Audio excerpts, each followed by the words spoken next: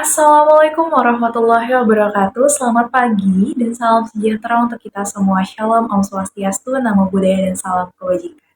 Kepada yang terhormat, dosen pengampu mata kuliah Ekonomi Pembangunan, Bapak Deskoni Sarjana Pendidikan dan Magister Pendidikan, dan Bapak Muhammad Akbar Budiman Sarjana Pendidikan dan Magister Sains. Sebelumnya, izinkanlah saya untuk memperkenalkan diri saya terlebih dahulu. Saya adalah Morelia dari kelas Indralaya, selaku moderator presentasi pada kelompok hari ini. Yang dimana kelompok hari ini membahas materi tentang industri kecil dan sektor informal.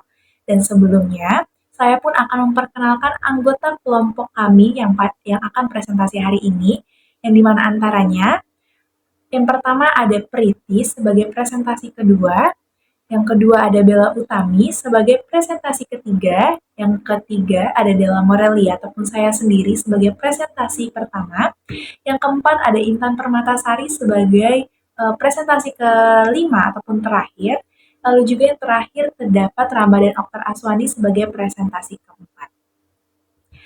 Nah, teman-teman, hari ini kelompok kami akan membahas tentang industri kecil dan sektor informal yang dimana di dalam ekonomi dua kegiatan ini pun saling berkaitan dan berhubungan, dan ada pun materi yang akan kami jelaskan itu terdapat tantangan ekonomi yang dihadapi perusahaan kecil, lalu juga ada peran ekonomi dari sektor informal, dan lalu juga membangun pasar untuk sektor industri informal, dan materi yang akan kami jelaskan itu adalah kebijakan industri. Dan untuk teman-teman, silahkan untuk menyimak dan mendengarkan materi yang akan kelompok kami paparkan. Terima kasih. Nah, teman-teman, kita memasuki materi yang pertama yang dimana materi pertama kelompok kami ini membahas tentang tantangan ekonomi yang dihadapi oleh perusahaan industri kecil. Namun, sebelum kita memasuki pada materi tantangan ekonomi, kita harus lebih mengetahui terlebih dahulu apa sih definisi dari industri dan definisi dari industri kecil. Nah, jadi secara umum, industri ini definisikan sebagai usaha atau pengolahan bahan mentah atau barang setengah jadi menjadi barang jadi yang nantinya memiliki nilai tambah untuk mendapatkan keuntungan. Dan lalu juga hasil industri ini pun tidak hanya berupa barang saja, namun bisa dalam bentuk jasa. Sedangkan industri kecil menengah atau kita sebut juga dengan IKM merupakan usaha kecil dan menengah yang memiliki jumlah pekerja antara 5 hingga 19 orang dan memiliki omset penjualan maksimal 50 miliar per tahun. IKM ini pun biasanya beroperasi pada sektor ekonomi yang berbeda seperti industri makanan, kerajinan, tekstil, dan lain sebagainya.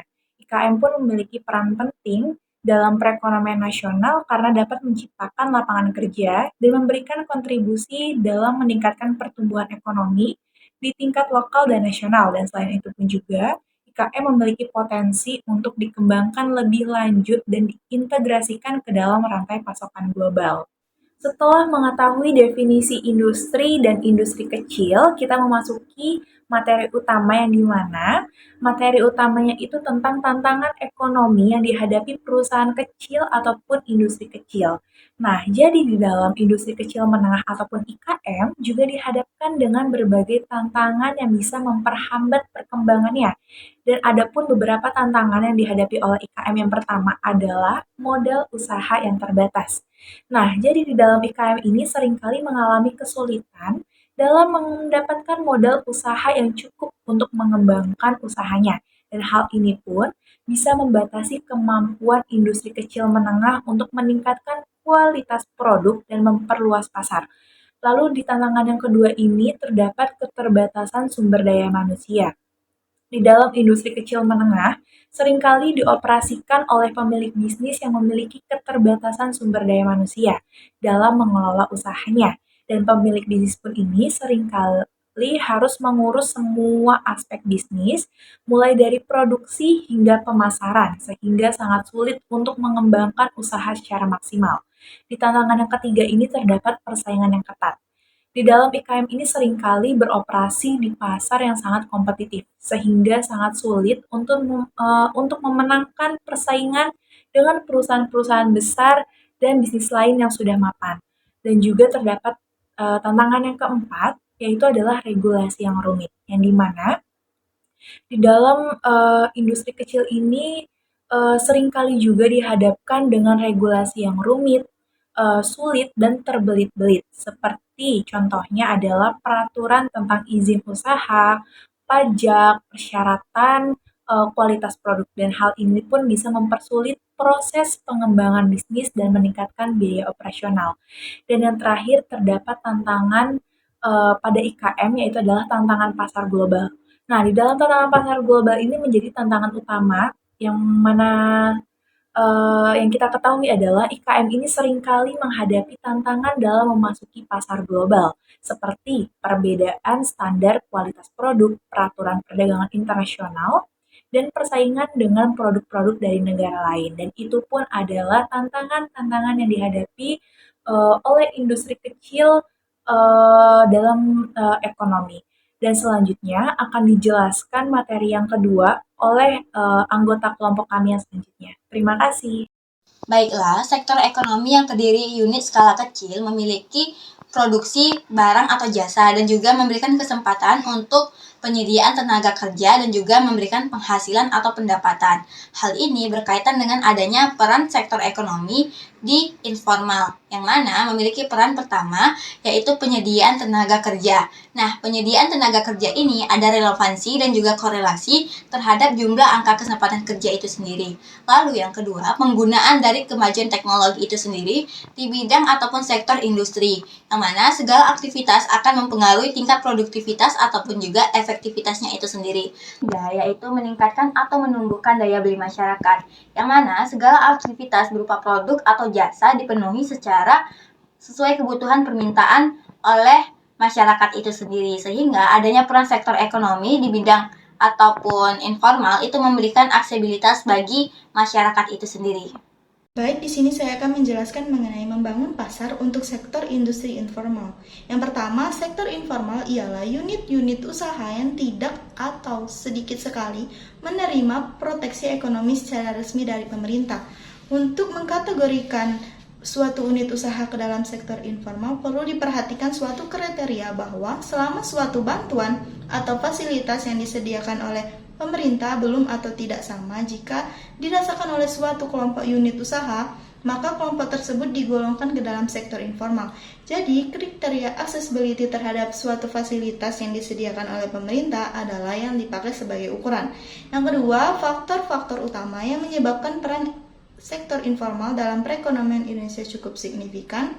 Pertama, pertumbuhan angkatan tenaga kerja baru yang lebih tinggi menciptakan tenaga kerja pasar dan sektor informal seringkali menjadi alternatif utama bagi pekerja baru. Kedua, arus migrasi dari desa ke kota yang besar seringkali tidak semuanya dapat terserap oleh industri modern di kota sehingga banyak dari mereka akhirnya bergabung dengan sektor informal. Yang terakhir, sektor informal cenderung mudah dimasuki oleh banyak orang karena memerlukan modal dan keterampilan yang lebih rendah dibandingkan dengan sektor formal. Semua faktor ini menggambarkan pentingnya sektor informal dalam mengatasi tantangan ketenagakerjaan di Indonesia. Ketiga, yaitu membangun pasar sektor industri informal yang memerlukan langkah penting untuk mempertimbangkan daripada yaitu pemahaman pasar informal, regulasi, izin, infrastruktur, fasilitas, keberlanjutan lingkungan, yang terakhir monitoring serta evaluasi. Nah, dilanjutkan dengan kebijakan industri. Berdasarkan Peraturan Presiden Nomor 28 Tahun 2008 tentang Kebijakan Industri Nasional, sebagaimana Indonesia akan menjadi negara industri tangguh pada tahun 2025. Nah, setidaknya ada 4 daripada kebijakan industri ini. Nah, yang pertama itu ada peranan dan kontribusi tinggi bagi perekonomian nasional. Yang kedua itu ada IKM memiliki kemampuan yang seimbang dengan industri besar. 3. Telah memiliki jasa industri yang tangguh menjadi penunjang daya saing internasional industri. Dan yang keempat, telah memiliki daya saing yang mampu menghadapi liberalisasi penuh dengan negara-negara APEC.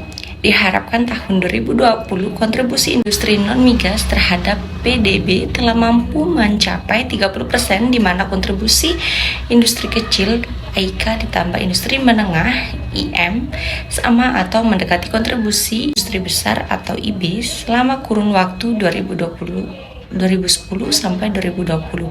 Industri harus tumbuh rata-rata 9,43% dengan pertumbuhan IKM, IM, dan IB masing-masing minimal sebesar 10,00%,